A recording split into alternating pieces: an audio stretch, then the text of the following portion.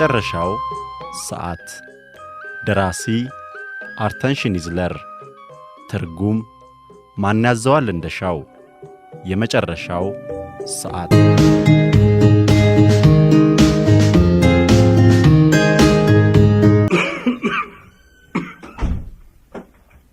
እንደምናመሹ እሺ አቶ ተፈራ ዛሬስ እንዴት ይሰማሃል? ዶክተር ሚሊዮንን ሚቲት እያደረክ ነው? ምን ላድርግ እዚህ እስካለው ድረስ ማድረግ ያለብኝ መለማመድ ነው። አረ አዎ ለእንደኛ አይነቱ ሆስፒታል መተኛት አስፈላጊ ነው። ተዋናይ ስለሆንኩ ብቻ የማያስፈልገኝ መስሎታል። ተሳስተዋል። ከብዙ ጥረት በኋላ የደረስኩበት ቁም ነገር ነው። በሐዘን የጠቆረ ወይም በስቃይ የተሞላ ፊት እንኳን የደስታ ገጽታውን ተሰጥኦ ካለው የተዋናይን መደበቅ አይቻሉም። የሞቶ ሰው አንዴ ካየሁ በህይወቱ ሳለ ቀልድ ሲነግሩት እንዴት ይስቅ እንደነበረ ቁልጭ ብሎ ይታየኛል። እርሶ ግን ምን ሆነዋል? አቶ ተፈራ ይበርቱ እንጂ መሳቅ መቻል አለመርሳት ነው። እኔን ይሁኝ ከ8 ቀን በፊት ተስፋ የለውም ተብዬ ነበር። የዶክተሮች እምነት ብቻ ቢሆን ኖሮ አደጋ አልነበረውም። እኔ ራሴም ተስፋ ቆርጬ ነበር። አሁን ግን ጤና በጤና ነኝ። ከ8 ቀን በኋላ ቅን አገልጋይ ዜጋ ያወጣኛል። ይህን ደቡር ሆስፒታልም ደና ክረምላለሁ። እርሶን የተከበሩ ጓደኛዬንም በመሰራው ቲያትር መክፈቻ ቀን ለመጋበዝ ፈቃዶን በትህትና ጠይቃለሁ። ሊሆን የማይችል ነገር ነው። ዛሬ ከሰዓት ልትጠይቀኝ የመጣችውን ወይዘሪት አላዩአትም? የሥራ ባልደረባዬ ነበረች። ባለፈው ዓመት ነው አብረን ሥራ የጀመርነው። ለተወደድሽ ተዋናይ ወይዘሪት እምወድሽ ያንቺው ወጣት ተዋናይ ፈለቀ። አዎ አንድ ፖስት ካርድ ላኩላት፣ አንድ ብቻ። እናም ወዲያው ከቻለች። በቲያትር ቤትም ቁም ነገረኞች አሉ። አዘጋጁን እንደምታናግረውና በሚቀጥለው ቲያትር ላይ አብረን እንደምንጫወት ቃል ገባችልኝ። ከዚህ ሆስፒታል ስወጣ ምናልባት ሌላ ቀን ትመጣ ይሆናል። የዛን ጊዜ ከርሶ ጋር አስተዋውቃታለሁ። ሊሆን የማይችል ነገር ነው። አይገርምም? ሁለታችንም ጤነኞች ብንሆን ኖሮ ምናልባት በነፍስ የምንፈላለግ ጠላቶች እንሆን ነበር። እንዴት? እኔ ቲያትር እሰራለሁ፣ እርሶ ደግሞ ጋዜጠኛ ስለሆኑ በሂስ አፈርድሜ ያበሉኛል። አፈርድሜ የሚያበሉኝን ሰዎች ደግሞ አልወዳቸውም። አሁን ግን ጥሩ ጓደኛሞች ነን። እስኪ ንገሩኝ፣ ከ8 ቀን በፊት እኔ እንደዛ ታመሜ እንደ እርሶ ተረብሼ ነበር? ምናልባት የተለያየን ሰዎች ስለሆን ይሆናል። ኧረ ይተው እባክዎ፣ በራሳችን ጠንካራ እምነት ሊኖረን ይገባል። እንዴት እንደተሻለኝ ያውቃሉ? መጥፎ ሐሳብ ወደ አእምሮዬ እንዲገባ አልፈቀድኩለትም። በቃ። እንዴት አድርገህ ከለከልከው? ዝም ብዬ ቂም በያዝኩባቸው ሰዎች ላይ ሁሉ የስድብ ናዳ አወረድኩባቸው በውስጤ። እንዴት ይቀል መሰሉ፣ ቅልል አለ። አንዴ ልሙት እንጂ ጣረ መንፈስ እየሆንኩ ለማለማ እንደምታዩ ሁሉ አስልቼ ጨርሻለሁ። ከሁሉም በላይ አንድ ባልደረባዬ አለ፣ ከይሲ ሆነ አውደልዳይ ሴሰኛ። ከዛ ደግሞ አዘጋጇል። በቲያትሩ ላይ የሌለውን ጭማምሬ ስለተናገርኩ ግማሽ ደሞዜን ይቀጣኝ። ተመልካቹ በቲያትሩ ሳይሆን እኔ በጨመርኩት ሳቀ። ደስ ሊለው ይገባ ነበር ያዘጋጅ። እሱ ግን ቆይ ግድ የለም አሳያቸዋለሁ። ብቻ በሰማይ ቤትም ጥሩ ስራ ባገኘው፣ በተለይ ከመናፍስቱ ጋር እንድሰራ በተፈቀደልኝ። እንደምናመሹ ዶክተር ሚሊዮን። አንተ ለምንድን ነው የማትተኛው? እንቅልፍ ያለቀብኝ ዶክተር። ደግሞ በኃይለ ጤና ይሰማኛል እኮ አሁን። ሆዴን እንደገና ከፍቶ እንዲያዩን ፈቃዴን እሰጣለሁ። ደግ። እሺ አቶ ተፈራ ዛሬስ እንዴት ይሰማሃል? ምንም አልተሻለኝ ዶክተር፣ እንዲያውም ብሶብኛል። ኦኬ ሙቀት 39.4 ግሮም። ትላንት 40 ነበር ያነበብነው፣ የዛሬው ይሻላል። መልካም ደህና ደሩ። ዶክተር። አቤት፣ የሚፈልጉት ነገር አለ? እባክዎ ዶክተር፣ ምን ያህል ጊዜ ይቀረኛል? ትንሽ ትዕግስት ያስፈልገዎታል። እሱም ማለት አይደለም ዶክተር፣ መቼ ነው የሚያከትምልኝ? ምን እያሉ ነው? መድኃኒትዎን አልወሰዱም እንዴ? ዶክተር እባክዎ ልለምኖ፣ ድኖ እንደሚወጣ ሰው አያናግሩኝ። ይቅርታ ያድርጉልኝና ዶክተር። ረጋ ይበሉ አቶ ተፈራ። አንዲት ቃል ብቻ ለምን ነው ዶክተር? እውነቱን ማወቅ አለብኝ። እውነቱን ምክንያት ስላለኝ ነው። በእውነቱ እርግጠኛ ሆኜ ተስፋ ማደርገው እንዲህ የወደፊቱን ማናችንም መተንበይ ባይቻለንም እንኳ አንድ ነገር ማለት እችላለሁ ዶክተር።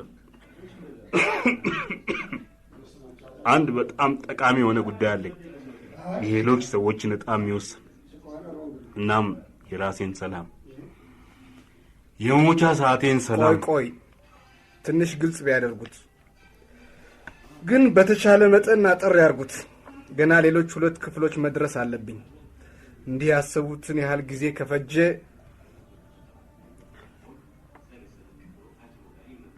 ዶክተር ከአንድ ሰው ጋር መነጋገር አለብኝ። ልቦን የሚያሳርፍልዎ ከሆነ ለዚህ የሚፈልጉት ሰው ሊጽፉለት ይችላሉ። ነገ ከሰዓት በኋላ በ10 ሰዓት እና 11 ሰዓት መካከል ሊጀምሩ ይችላሉ። ይሄንን አልቃወምም ዶክተር። ያማ ጊዜ ያልፋል። ጊዜው ሊያልፍ ይችላል። ነገ ጠዋት ሁሉም ነገር እንደሚያበቃ ይሰማኛል። ዛሬውኑ ከምፈልገው ሰው ጋር መነጋገር አለብኝ። ያ የማይቻል ነው። ምንድነው የሁሉ ጥድፊያ? ይሄን ያህል የሚፈልጉት ነገር ከሆነ ትላንትናውኑ ዶክተር፣ ለኔ ሁሌም ደግኖት። ትንሽ እንደቸኮልኩ አውቃለሁ።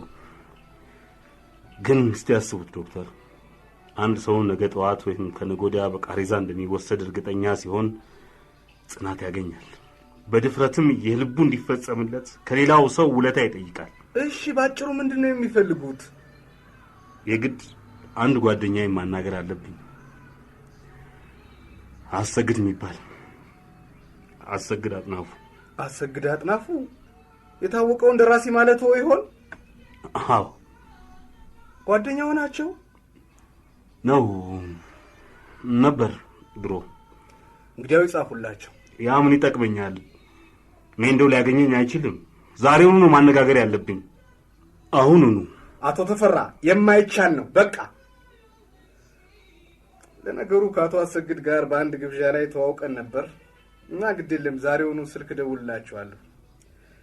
ነገ በተመቻቸው ሰዓት መጥተው እንዲጠይቆ መልእክት ተውላቸው። አሰግድን ያውቁታል? በሏ አሁኑኑ ይጥሩት። አሁኑኑ። ቆይ ስሙኛ እንዴ። አሁን ለነገሩ ሁሉ ዶክተር አውቃለሁ አሳፋሪ ነገር እየሰራው እንደሆነ፣ ግን እርሶም ሰው ነዎትና ችግርን እንደ ሰው ይገነዘባሉ። የቀን ተግባራቸውን ለመወጣት ብቻ ሲሉ እንደሚሰሩት ሌሎች ዶክተሮች አይደሉም። ደግሞም ዶክተር ነገ ጠዋት የሚሞት አንድ ሰው እንዳለ ያውቃሉ። አንድ ምኞት ያለው እናም ያን ምኞት ሊያሳኩለት ይችላሉ። እባክዎ ዶክተር ይሉና ይደውሉለት። አሁን ስንት ሰዓት ነው? እኔ የበኩሌን ድርሻ ለመወጣት ብፈቅድ እንኳ በዚህ ሰዓት እውነቴን ነው ይሄ ድፍረት ይሆንብኛል። እስቲ ራስዎ ያመዛዝኑት።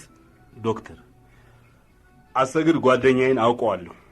የድሮ ጓደኛ ተፈራ ሆስፒታል ውስጥ ሊሞት ነውና አንዴ ሊያይ ይፈልጋል ካሉት ዝም አይልም። እምን ልዎታለሁ ዶክተር። ለእርሶ ቀላል ነገር ነው። ለኔ ግን አዎ ልክ ነው። ለኔ ምንም ትርጉም የለውም። ለእርሶ ግን አዎ ለእርሶ እንዲህ መጨነቁ መጥፎ ነገር ሊያስከትልብዎ ይችላል። እሺ ይበሉኝ ዶክተር። ደግ ደህና እደውልላችኋለሁ። እግዚአብሔር ይስጥዎት። አምላክ መቼም ቆይ ይመጣሉ ብዬ ግን ቃል አልገባም። ለምስጋናው አይቸኩሉም። ለማንኛውም ደህና ደሩ።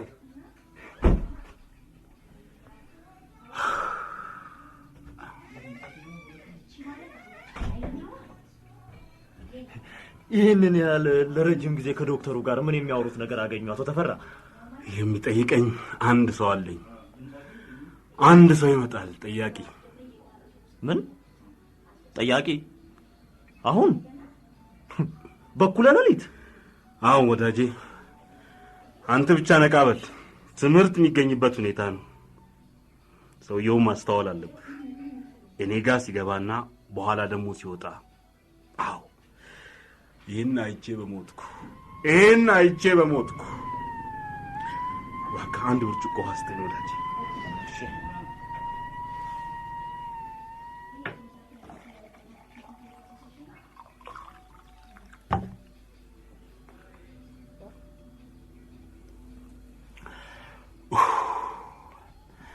አመሰግናለሁ። አዎ እስከዛ ጊዜ ድረስ መቼም መቆየት እችላለሁ። ብቻ በመጣ ስለማን ነው የሚያወሩት? ለሱ መጽሐፍ የለም ከመጽሐፍ ምንም አላገኝም። የለም እሱን እዚህ ማግኘት አለብኝ። እዚህ ከፊት ለፊቴ አይን ለአይን ግንባር ለግንባር። አቤት አቶ ተፈራ፣ ስለ እኔ ምንም አትጨነቅ። የእኔ ጉዳይ ትርፍ ነው። ቅልል ብሎኛል። ከእንግዲህ ለአንዲት ሰከንድ እንኳን ሞትን አልፈራም። አሰቃቂ ሊሆንም አይችልም። እሱ እዚህ አንዴ ከመጣ ፈለቀ ምን ላደርግልህ ይችላለሁ? ምን ማለት ሆነው? ባለውለታዬ መሆንን ማሳየት ፈልጋለሁ። አዎ እንደ እውነቱ ከሆነ አንተ ነህ ይህን ሐሳብ ያመጣህልኝ። ወራሽ አደርግሃለሁ። የኮሜዲኖ ቁልፍ ትራሴ ስራ አለልህ። ዋጋ የሌለው ነገር ይመስላል። ማን ያውቃል? ራሳቸውን ካላታለሉ በቀር ምናልባት እዛ ውስጥ ያለው ተጠብቆ ለትውልድ መተላለፍ ያለበት ድንቅ ስራ ይሆናል። እኔም ነፍሴን ይቀለኛል። በስተመጨረሻው እድናለሁ ማለት ነው። አዎ በሚገባ ከዳንኩ እውነቴን ነው የምልህ። እግሬ ከዚህ ከሆስፒታል ከወጣ ሁሉን ነገር እንደገና ጀምራለሁ። አዎ ከመነሻው እንደገና ጀምራለሁ። ምኑን ነው ከመነሻው የሚጀምሩት? ስራዬን። አዎ እሰራለሁ፣ እንደገና እሞክራለሁ። ገና ነኝ፣ ተስፋ አልቆርጥም። ፍጹም ያን ያህል አላረጀሁም። አንድ ሰው ጤና ከሆነ በ44 ዓመቱ አርጅቷል አይባልም። በስራዬ አንቱ ምባለኝ። እመነኝ፣ የስራዬን ውጤት የመጀመሪያው ምልክት ብቻ ነው ያየሁት። በስነ ጽሑፍ ከገነኑት ከጥቂቶቹ እንደ አንዱ የሚያስቆጥረኝ ችሎታ አለኝ። በከፍተኛ ደረጃ ላይ ከተቀመጡት ደራሲያን የሚያመሳስለኝ ብዙ ስራዎች አሉኝ። እሱ ግን ምን አለው ከእድል በስተቀር? ብቻ በመጣ አምላክ ሆይ እማልድሃለሁ። ላለፉት 44 ዓመታት ለመከራ አሳልፈ ብትሰጠኝም ለመጨረሻዋ ሩብ ሰዓት ብርታቱ ነኝ። በዚህ ከካስከኝ አላማረርህም። ሳልሞት ይህን እንዳይፍቀድልኝ። እሱ እዚህ ፊቴ ተቀምጦ ፊቱ ሲጠወልግና ሲርበተበት ከኔ ጋር ሲወዳደር እየኮሰሰ ሲሄድ ለማየት አብቃኝ። አሁን ፈለቀ እዚህ የምጠብቀው ሰው የድሮ ጓደኛዬ ነው። ከ15 ዓመት በፊት እንዲያውም ከ10 ዓመት በፊት ጥሩ ጓደኛሞች ነበር። ሁለታችንም የተነሳ ነው ከባዶ ነበርና ብቻ ምን ይሆናል መንገዳችን ተለያየ። የሱ ኮከብ ሁሌም እያደገ ወደ ላይ መጠቀ፣ የኔ ግን ሁሌ እየወረደ ዘቀጠ። እናም ዛሬ ልዩነታችን ሰፍቶ እሱ ሀብታም ዝነኛ ደራሲ፣ እኔም ምስኪን ውዳቂ ጋዜጠኛ፣ የሆስፒታል ገመምተኛ ሆነ። ግን ምንም አይደለም። ሰዓቱ ደርሷል። እሱን ማደቅበት። አዎ አደርቀዋለሁ። ብቻ በመጣ አውቃለሁ። ፈለገ ዛሬ ከሰዓት ፍቅረኛ መጣል እንደነበረ። ታዲያ በደስታ መፍለቅለቁ እምን ድረስ ይሆናል? የጠላውን ሰው ሕይወቱን ሙሉ የጠላውን እናም የረሳውን ሰው ከሚናፍቅ ይህንንም ፊት ለፊቱ ከሚነግረው ሰው ጋር ሲወዳደር ፍቅረኛውን የሚጠብቅ ሰው ደስታ ከቁጥር ይገባል። ረጋ ይበሉ እንዴ! ረጋ ይበሉ። ታዲያ አቶ ተፈራ በዚህ ከቀጠሉ እኮ ጉሮሮ መዘጋቱ አይቀርም። አይዞህ፣ አትጨነቅ። አንዴ ይምጣ፣ በደንብ መናገር እችላለሁ። ማን ያውቃል? ይስሙኝማ አቶ ተፈራ፣ አንድ ሐሳብ ላቅርብልዎ። አንድ የሙከራ ልምምድ እስኪ እናድርግ። አዎ ቀልዴን አይደለም የምናገረው፣ እውነቴን ነው። ይስሙኝ የምነግረውን። የአንድ ነገር ውጤት የሚወሰነው በአቀራረቡ ነው አይደለም? ለምሳሌ አንተ ልክስክስ ሰው ነህ በጣም ነው ምጠላ ቢሉት ምን ያተርፋሉ? ምንም ውጤት የለውም። እሱም ምን ያስባል? የፈለግከውን ያህል ስደበኝ፣ ምክንያቱም አንተ ሆስፒታል ተኝተህ ስታቃስት እኔ ውድ ሲጋራዬን እያጨስኩ መንሸርሸር ውስኪ እየጠጣሁ መዝናናት እችላለሁ ነው የሚለው በልቡ። ኖ እኔ የምነግርህ ፍጹም የተለየ ነው። በወራዳነቱ የምቾት ኑሮን በቀላሉ ሊያገኝ መቻሉን ግን መሳቂያ እንደሆነና የህይወት ዘመኑ በሙሉ ለሌሎች ምንም ፋይዳ እንዳልሰጠ ነግረዋለሁ። እሺ ያው አሁን ይቀጥሉ። ቆይ እኔን እንደ ድሮ ጓደኛዎት ይውሰዱኝ። አሁን እዚህ ጋር ይኸው ፊቶ ቆሜያለሁ። ቦርሳዬ በገንዘብ ታጭቋል። ጭንቅላቴ በእውቀት አብጧል። ይኸው መጣሁ የጥንት ባልንጀራዬ፣ ልታናግረኝ ትፈልጋለህ አሉ። በእጄ ደህና አዎ አስጠርቻለሁ።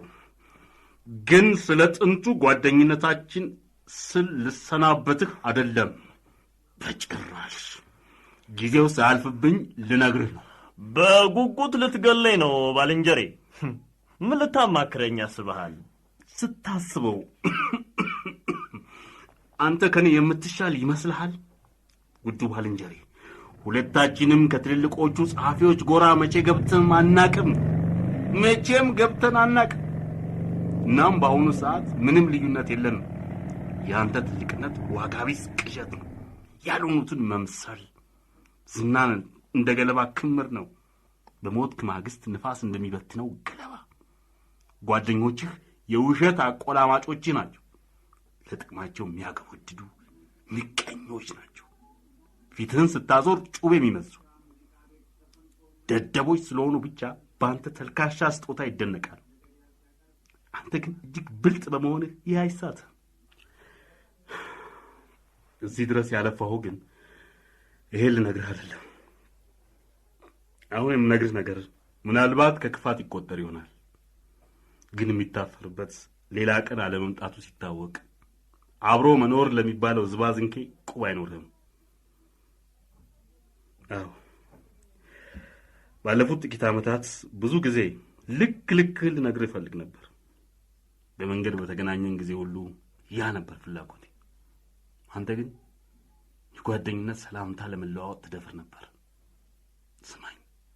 ስማኝ ባልንጀር፣ እኔ ብቻ ልምሰልህ የውስጥን ማቅ። ልክ በሺህ የሚቆጠር ሰው እንደሚያቀብህ ሁሉ የተወደደች ባለቤት ሳትቀር አንተ ከምትገምተው በላይ አብጠርጥራ ታውቃለች። ከ20 ዓመት በፊት ዝናህ እንዲህ ሳይገን ገና ወጣት ሳለ ነው ውስጥህን ያየችው። ደግሞ ከማንም ይበልጥ እኔ ያውቃለሁ። ለ2 ዓመት ያህል ፍቅረኛ የነበረች ባዶነትህና ዋጋቢስነትህ ሲያንገሸግሻት ደጋግማም ወደ እኔ ትመጣ ነበር። ከኔ ጋር መኖር ነበር ፍላጎቷ። ግን ፈራች፣ ድህነቴን ፈራችሁ። ስለዚህ ነው ለአንተ ምንም ፍቅር ሳይኖራት አብራህ የምትኖረው። አይ አንተ አሳዛኝ ፍጡር፣ ለምን ትዋሻለህ? እኔ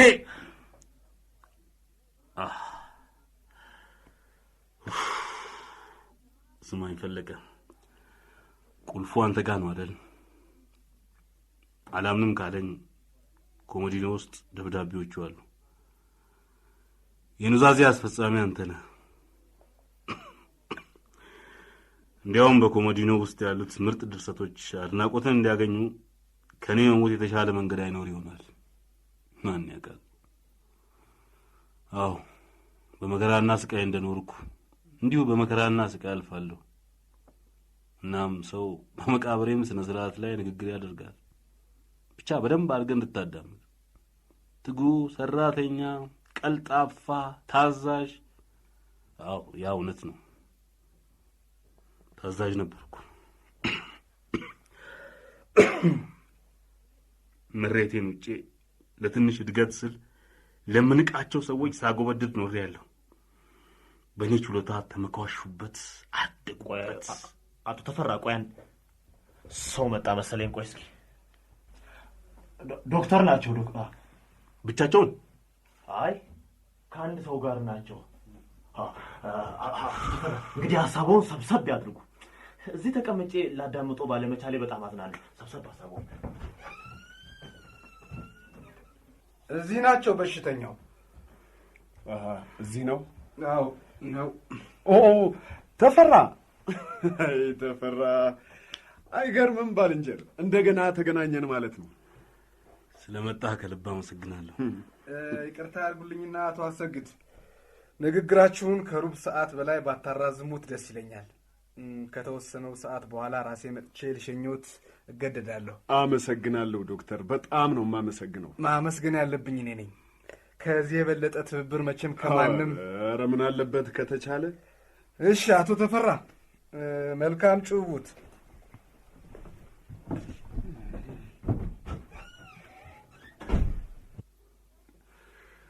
በልስቲ ንገረኝ ተፈራ፣ ምንድን ነው ምክንያቱ እዚህ የችግረኞች መታከሚያ ሆስፒታል የገባህበት? ሌላ ከዚህ የተሻለ እያለ? ለእኔ ተስማምቶኛል። ጥሩ አድርገው ይዘውኛል። አዎ ሰዎቹ ጥሩ ናቸው። ዶክተር ሚሊዮን ግሩም ችሎታ ያለው ወጣት ሐኪም ነው። በዛ ላይ በጣም ጥሩ ሰው ነው። ሐኪሞችን የሕክምና ችሎታ ብቻ ሳይሆን መልካም ስነ ምግባርንም ማስተማር ቀላል ነገር እንዳይመስልህ። ያም ሆኖ ግን ለምን ቀደም ብለህ አላክብኝም? ግን እንዴት ብዬ? ምንም እንኳን ለረጅም ጊዜ የድሮ ጓደኛህን ረስተኸኝ ብትቆይም በእንዲህ አይነት ሁኔታ የሚያስፈልግን ሁሉ ለማድረግ ዝግጁ መሆኔን እያወቅ ዝም ብለህ እሱን ተወው እባክህ። ይሁን እሺ፣ ላስቆጣህ ብዬ አልነበረም። አሁንም ቢሆን ጊዜ አለ። ዶክተር ሚሊዮን እንደነገረኝ ጥሩ እንክብካቤ ካገኘህ በትንሽ ጊዜ ውስጥ አየር ለማግኘት ወደ ገጠር እንድትሄድ ለማድረግ። ይሄ ሁሉ ዋጋ የለውም። በከንቱ እንደምትጨነቅ ዶክተሩ አጫውቶኛል። እንዴት ነው ደግሞ እንዲህ ትክ ብለህ የምታይኝ? እሺ አስጠርተኸኝ መጥቻለሁ። የምትነግረኝን ለመስማት ዝግጁ ነኝ። ለምን ትስቃለህ? ከመብራቱ እንደዛ ነው የመሰለኝ። በቂ ብርሃን የለውም፣ ክፍላችሁ ፈዛዛ ነው። እየጠበቅኩ ነው። የመጀመሪያዎቹን 5 ደቂቃዎች ምንም እንዳልተጠቀምክባቸው ለዶክተር ሚሊዮን መናገር የማይቀር ነው። እሺ ታዲያ እንደምን ከረምክ? በዚህ ጊዜ ይህም መጠየቅ ትንሽ ያስቃል። ልናዘዝልህና ያለሁበት ሁኔታ ትንሽ ያሳፍረኛል። ምክንያቱም ከውጪ ሲታይ እድላቸው ከተቃናላቸው ጥቂት ሰዎች እንዳንዱ እቆጠራለሁ። ግን ሁሉን ነገር ስታስተውለው ማን ነው በይበልጥ ሐዘን የሚያጠቃው? ሁሌም ብዙ ነገር የተሳካለት የሚመስለን ሰው ነው። እውነት አይመስልም። የሰሞኑን የሥነ ጽሑፍ ክርክር ተከታትለህ እንደሆን አላውቅም፣ እየተረባረቡብኝ ነው። እነማን ይመስሏል? ወጣቶቹ ናቸው። ከ10 ዓመት በፊት እኔም ወጣት እንደነበርኩ ሳስበው ማመን ያቅተኛል። ሊሰባብሩኝ ተነስተዋል። የሚጽፉትን ስታነብ ልብህ ይቆስላል። በንቀትና በማዋረድ ነው ስለ እኔ የሚጽፉት። የሚያንገፈግፍ ነው። አንድ ሰው ከልቡ ይጥራል። እናም ሊያደርግ የሚችለውን ሁሉ ነገር ባለማወቅ ደስ ልልህ ይገባል። አሁን መምረጥ ብችል፣ ሕይወቴን እንደ አዲስ መጀመር ብችል አርሶ የሚበላ ገበሬ ነበር መሆኑ፣ ወይም ከብት አርቢ፣ አለዛም ዘላን። ብቻ የፈለገው አይነት ኑሮ ይሁን፣ ብቻ ከስነ ጽሑፍ ጋር አይገናኝ። አሁንም ቢሆን ጊዜ አለ። ላለመጽሐፍ ወስነሃል ማለት ነው? አይ መወሰንስ አልወሰንኩም። እንዲያውም ከትንሽ ጊዜ በኋላ የሚወጣ መጽሐፍ አለኝ። እሱ ላይ ያዩኛል። አዎ ያዩኛል። እንዲህ በቀላሉ የምሸነፍ እንዳይመስላቸው። ብቻ ይጠብቁ። ተፈራ፣ ሁሉ ነገር ከተሳካ የደስታዬ ተካፋይ ትሆናለህ። የግብዣ ወረቀት እልክልሃለሁ። ጋዜጣችሁ ስላለፉት 2 መጽሐፍቴ አንዲት ነገር አላወጣም። አንተን አልወቅስም። የአንተ ሥራ ከዚህ አምድ ውጪ ነው። እስቲ በል አሁን ንገረኝ ተፈራ፣ ምን ነበር ልትለኝ ያሰብከው? ጮክ ብሎ መናገር የሚያስቸግርህ ከሆነ ልጠጋ እችላለሁ። አቤት ባለቤቴ ምን ትል ይሆን? የድሮ ጓደኛችን ተፈራ የበጎ አድራጎት ሆስፒታል ውስጥ ገብቶ ወደ የተኛው ሲባል ኩራትህ እኮ ነው ተፈራ፣ ኩራትህ። ይሁን ግድ የለም እንርሳው። ደግሞም ባለቤቴ ለጊዜው እዚህ የለችም፣ ወደ ገጠር ሄዳለች። ጤና አይሰማትም። በጣም አሟታል። የሚያሳስብ እንኳን አይደለም። ያም ሆኖ ብቻዬን መሆኑን አልወደውም።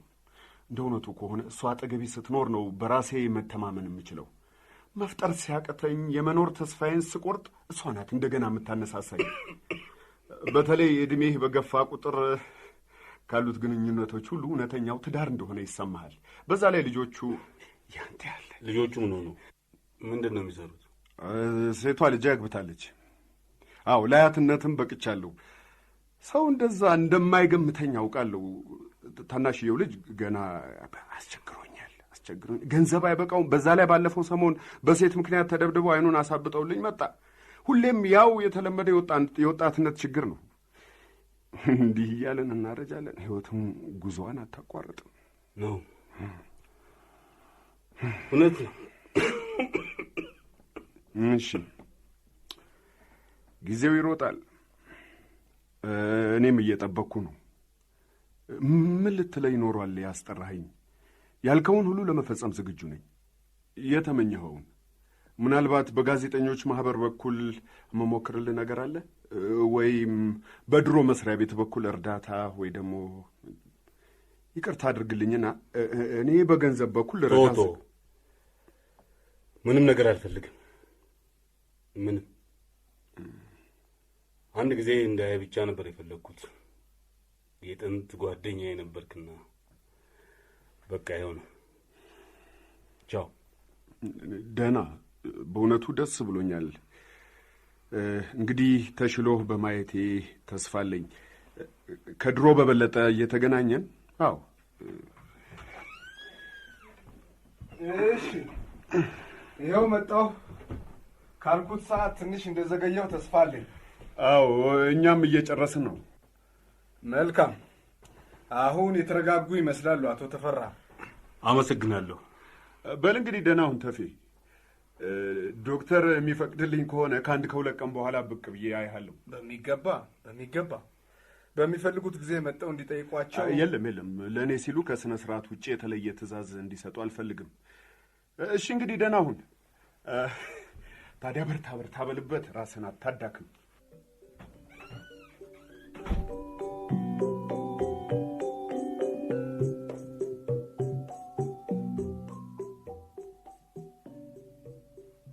በቃ አንተ አተኛም ብለህ ያሸነፍክ ማለት ነው።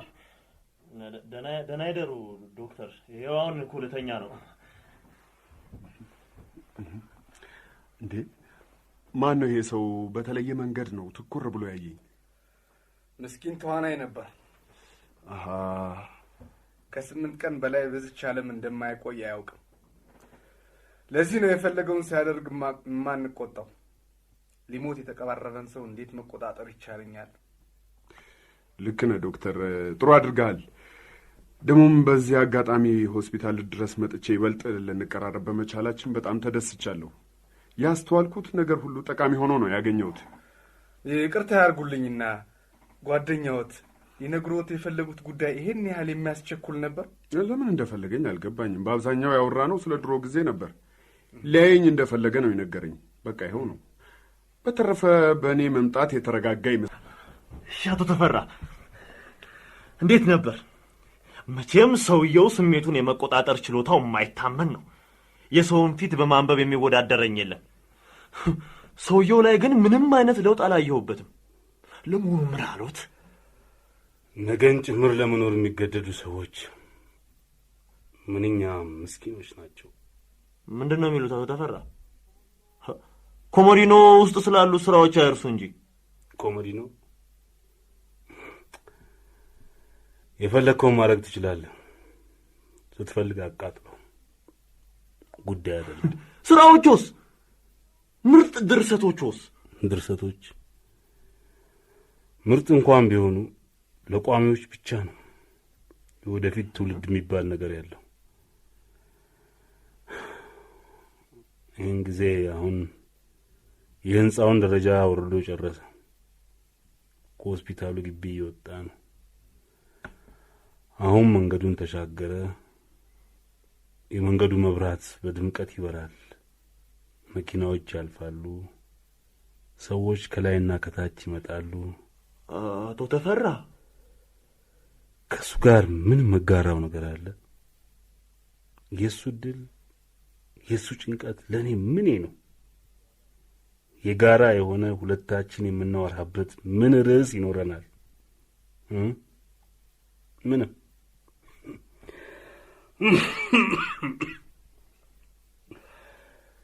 ነገም በዚህች ዓለም ከሚመላለሱ ሰዎች ጋር እንደኔ አይነቱ ሰው ምንም የሚጋራው ነገር አለ? አቶ ተፈራ እጄን ይልቀቁኝ እንጂ ምንድን ነው ከኔ የሚፈልጉት? ይልቀቁኝ ብዬዎታለሁ። ሰውየውን ነክተዋቸዋል። ፈለቀ፣ ስትወጣ መብራቱን አጥፋው። ከእንግዲህ ብርሃን አያስፈልገኝም።